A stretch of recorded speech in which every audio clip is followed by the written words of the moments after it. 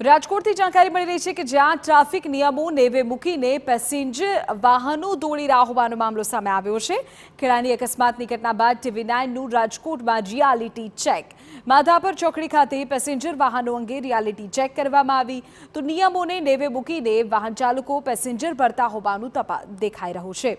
5 મુસાફરની ક્ષમતા ધરાવતા વાહનમાં 10 મુસાફરોને સવાર કરવામાં આવે છે।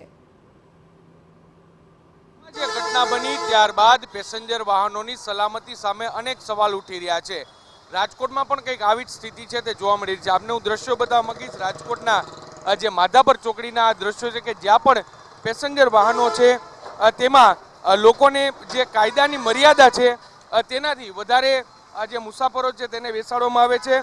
સામાન્ય રીતે ઇકો કાર હોય તો તેમાં 5 થી 6 લોકો છે તે બેસી શકે, પરંતુ અહીં જે પ્રકારે દ્રશ્ય તમે જોશો કે અહીં જે પાછળની સાઈડમાં કે જ્યાં ડેકીનો ભાગ છે, સામાન રાખવાનો ભાગ છે, ત્યાં પણ 4 લોકોને બેસાડવામાં આવે છે। સાથે સાથે જે વચ્ચેની તરફ જે 3 લોકોને બેસાડવામાં આવે છે અને પાછળની તરફ 1 લોકોને બેસાડવામાં આવે છે। એટલે સલામતી સામે જરૂરી સવાલો છે તે ઉઠી રહ્યા છે। મુસાફરો જે આપણે તેની સાથે વાત કરવાનો પ્રયત્ન કરશું। આમાં તમે બેસો આટલામાં તો તમને ડર નથી લાગતો? ના, વ્યવસ્થિત જ માણસ ભરે, જાજા ભરતા જ નથી અને લિમિટેડ સ્પીડમાં હલાવે છે। તમે શું કહેશો? તમને આમ ડર નથી લાગતો જ્યારે, કારણ કે ગઈકાલે જે ખેડામાં ઘટના બની કે એક કારમાં 10 લોકો હતા અને અકસ્માત થયો, 10ના મોત થયા, આવી રીતે તમે બેસો તો ડર નથી લાગતો?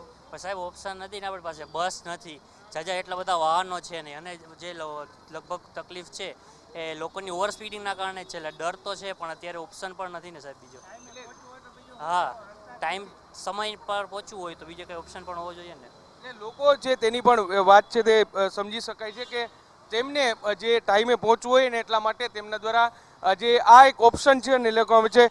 જરૂરથી જે કાર હંકારનાર વ્યક્તિ છે તેમને મર્યાદામાં રહીને જે આરટીઓનો નિયમ છે તે પ્રમાણે તેમને જે આ કાર છે તે ચલાવવી જોઈએ, ખૂબ જ જરૂરી છે। રાજકોટથી જામનગર તરફ આ પ્રકારની લગભગ 100થી વધારે ઇકો કાર છે તે ચાલે છે અને તેમાં આ જ પ્રકારે જે લોકો છે તેને જે આરટીઓનો નિયમ છે તેની વિરુદ્ધ છે તે બેસાડવામાં આવે છે। જરૂરથી આ પ્રકારનો અકસ્માત જે ખેડામાં બન્યો તે પ્રકારનો અકસ્માત ફરી એકવાર ન બને તે માટે લોકોએ જરૂરથી સાવચેત રહેવું જોઈએ। સાથે સાથે વહીવટી તંત્ર છે તેમના દ્વારા પણ યોગ્ય કાર્યવાહી કરવી ખૂબ જ જરૂરી છે, કારણ કે આ પ્રકારની સવારી છે તે ક્યાંક મોતની સવારી ન બની જાય તે પણ એટલું જ અગત્યનું છે।